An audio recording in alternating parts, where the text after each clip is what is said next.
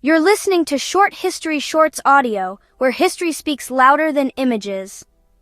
In the stark and disciplined world of ancient Sparta, where the state's every heartbeat echoed with the march of hoplite boots and the clang of bronze, there existed another heartbeat.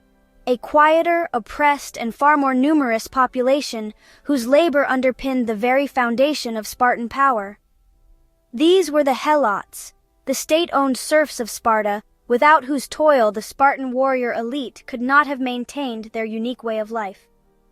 While Spartan warriors trained, drilled, and fought, the Helots farmed the land, provided food, and absorbed the crushing weight of social subjugation. To understand the Helots is to uncover the hidden cost of the Spartan system, a society so dependent on an oppressed class that it lived in constant fear of revolt, shaping not only its politics, but its entire military ethos. The origins of the Helots are shrouded in layers of conquest and legend. According to tradition, they were originally the inhabitants of Laconia and Messenia, territories conquered by the Spartans during the early Archaic period. In the First Messenian War, fought perhaps in the late 8th or early 7th century BC, Sparta subjugated the Messenian people, reducing them to a hereditary servile status. Later, during the Second Messenian War in the mid-7th century BC, after a major revolt was crushed, Sparta tightened its grip, ensuring that the conquered remained permanently tied to the land as Helots. Unlike chattel slaves in other Greek states, Helots were bound to the soil they worked and could not be sold abroad. They were, in effect, the property of the Spartan state rather than of individual Spartans. The name Helot itself has uncertain etymology, possibly linked to the town of Helos in Laconia, whose inhabitants were enslaved by the Spartans. What set the Helots apart from other forms of servitude in the ancient world was the sheer scale of their population compared to their Spartan overlords. Estimates suggest that in some periods, Helots outnumbered Spartiate citizens by as much as 7-1. This demographic imbalance was both the backbone and the Achilles heel of the Spartan state. It provided the leisure for Spartan men to dedicate their entire lives to military training, but it also meant that Sparta lived in perpetual fear of rebellion. The Helots worked the kleroi, plots of land allotted to each full Spartan citizen. The produce from these plots sustained the Spartan warrior and his family, ensuring that no citizen needed to engage in manual labor. Instead, every male Spartan from age 7 to 60 could focus on the agoge, the rigorous state-controlled military upbringing, and on serving in the army. Helot labor was not confined to agriculture. They served as household servants, craftsmen, and support personnel for the Spartan army. Lightly armed attendants, porters, and sometimes even fighters in desperate circumstances. Yet their position was precarious and degrading.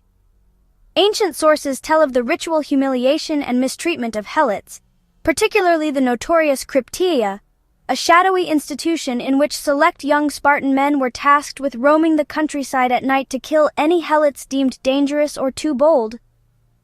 Plutarch reports that this practice was not only intended to eliminate potential leaders of rebellion, but also to instill a lifelong hardness in the young Spartan warriors.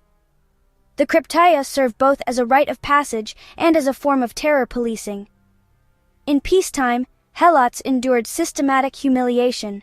They were forced to wear distinctive clothing, such as dogskin caps, and to engage in public displays meant to reinforce their subjugation. On certain occasions, they were made to get drunk and perform foolish acts in front of Spartan youth, serving as living cautionary tales about the dangers of intemperance. Despite such oppression, Helots were not without agency. Throughout Spartan history, there were numerous uprisings and acts of resistance. The most famous of these occurred during the Great Earthquake of around 464 BC, which devastated much of Sparta. In the chaos, the Helots of Messenia, along with the Perioikoi of some towns, seized the opportunity to revolt. This rebellion led to a protracted conflict that required Spartan military intervention and even assistance from allies. While the uprising was eventually crushed, it left an indelible mark on Spartan policy, deepening the paranoia that already permeated the city-state's governance. The relationship between Spartans and Helots was one of mutual dependence tinged with profound distrust. Spartans relied utterly on Helot labor, but they also trained relentlessly to keep them in check. This dependence influenced Spartan foreign policy too. The constant need to guard against Helot rebellion meant that Sparta was often reluctant to engage in long foreign campaigns, lest the Helots seize the opportunity to rise. Even in major wars, such as the Persian Wars, when Sparta committed forces abroad, it did so cautiously, and usually only after ensuring internal security. Yet there were moments when Helots were granted a form of freedom, though always under extraordinary circumstances and often with strings attached. During the Peloponnesian War, for example, Spartans promised freedom to Helots who volunteered for dangerous military service. Some of these emancipated Helots became known as Neodamodeus, occupying an ambiguous status in Spartan society, free but not equal to full citizens. In later years, Sparta's grip on the Helots weakened, particularly as its citizen population declined due to military losses, stringent citizenship requirements, and low birth rates. The demographic collapse of the Spartiate class made the Helot question ever more pressing. By the 4th century BC, with Sparta's defeat at Leuctra in 371 BC and the subsequent liberation of Messenia by Theban forces under Epaminondas, the system that had sustained Spartan dominance for centuries was fatally undermined. The Helots' liberation was not merely a blow to Spartan prestige. It was an economic and social catastrophe from which the state never truly recovered. The Helot system offers a stark reminder that the celebrated martial culture of Sparta, its discipline, unity, and legendary warriors, was built on the unacknowledged suffering of an oppressed majority. The freedom of the few was paid for by the bondage of the many. Modern historians debate the exact nature of Helot status, whether they should be considered slaves, serfs, or something in between, but all agree that their condition was one of systemic exploitation and control.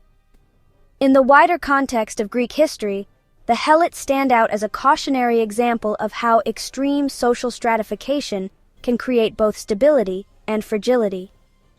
For centuries, they sustained the Spartan state, enabling it to become a dominant military power in Greece. But the very measures taken to control them, militarization, isolationism, and a rigid social order, ultimately contributed to Sparta's inflexibility and decline. In studying the Helots, we confront the paradox at the heart of Sparta, a society that prized freedom for its citizens, yet denied it absolutely to the majority living within its borders. The Helots were invisible in the Spartan ideal, yet indispensable in its reality. Their story is not merely an appendix to Spartan history. It is its foundation, shadowed by the march of soldiers and the echo of shields, a reminder that behind the shining bronze and laconic maxims lay the silent, enduring toil of the conqueror.